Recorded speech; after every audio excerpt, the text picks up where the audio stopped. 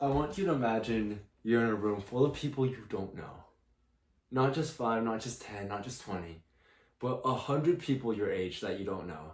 And they're all talking to each other. They all seem like they know each other. What would you do? Would you stand there and just kind of like observe? Would you walk right out the door? Would you go talk to someone? Would you feel scared? Because that is experience I had at this camp called Ryla. And I learned so much about social anxiety and myself that I want to share it in this presentation. So let's get on with it, okay? First of all, a short story about my social anxiety. So I want you to imagine this. I'm 11 or 12. I'm at Costco with my mom, and she asked me, "Can you order pizza for us?" And at first that seems so, like, it seems like such a simple request. Like, oh, okay, just go up to the cashier, ask for a slice of pepperoni, and you're good, right? But I feel like butterflies in my stomach. My legs are kind of shaking when I think about it. And I'm just standing there like I'm paralyzed basically. And my mom asked me again, "We'll go order pizza for us." But I just can't. And she ends up just taking the order, and I'm left there wondering, why couldn't I just do that thing? It's because of my social anxiety. And that brings me to ask you, have you ever had an experience like that? Where social anxiety has kept you from taking initiative, talking to that one person, doing that thing that you really needed to do just because there was someone involved? And if you have, then don't feel alone, because like basically everyone has had experiences like that.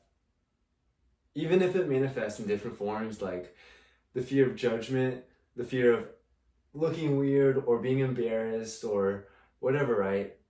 Everyone has had experiences like that, which is why I think it's so dangerous. It's so dangerous. Why?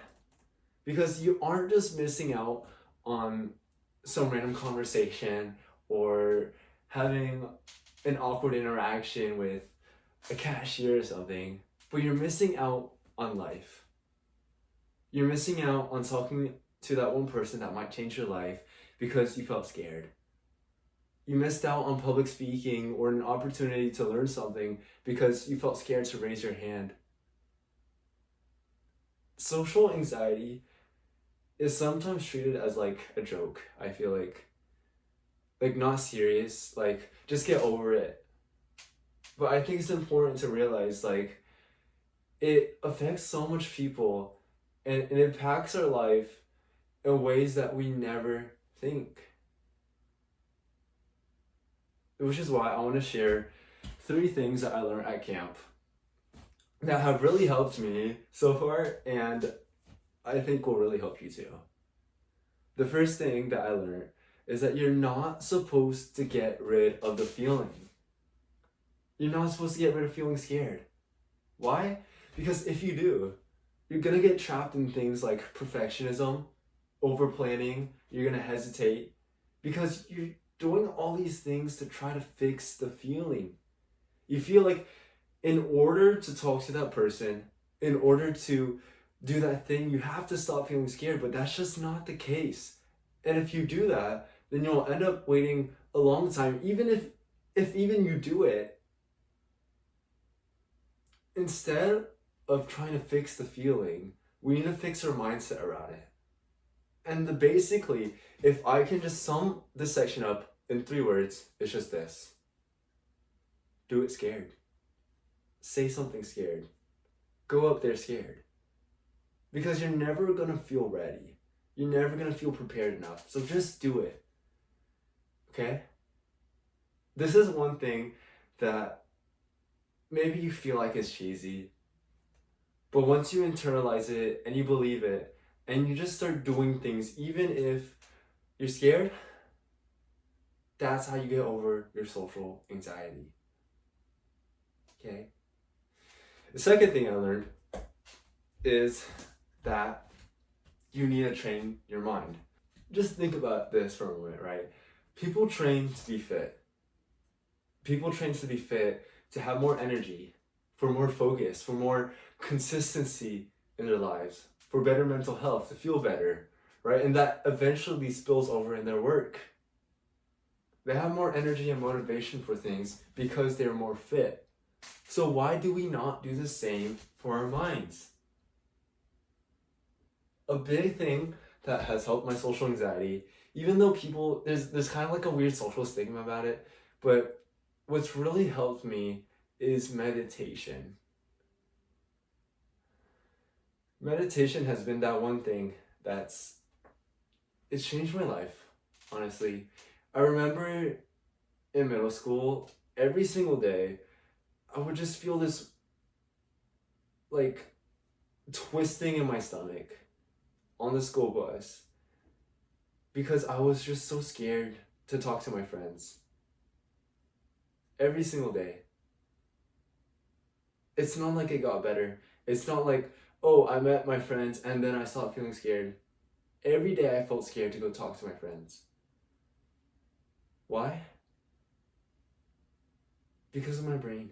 You need to train your brain. And one thing in your brain, you might have heard of it, but it's called the amygdala.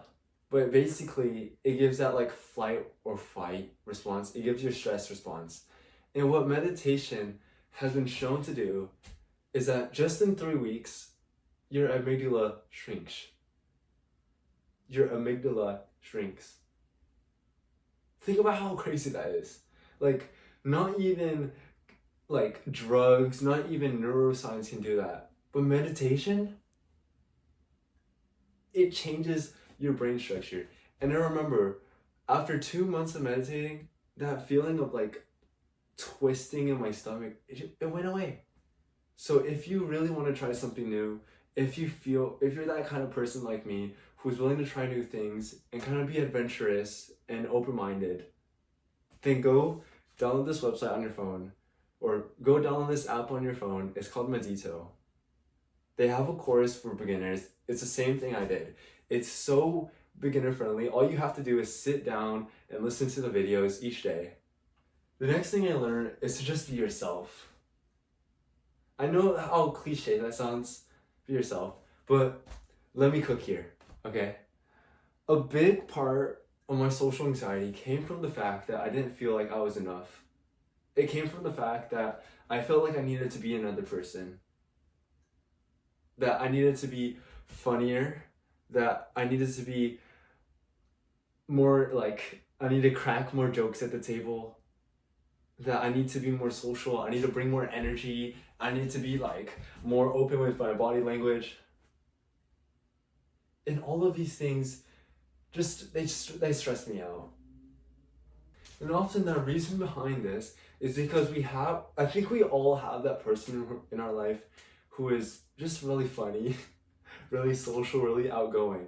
And so we look at that person because they have such visible traits and we're like, oh, I want that.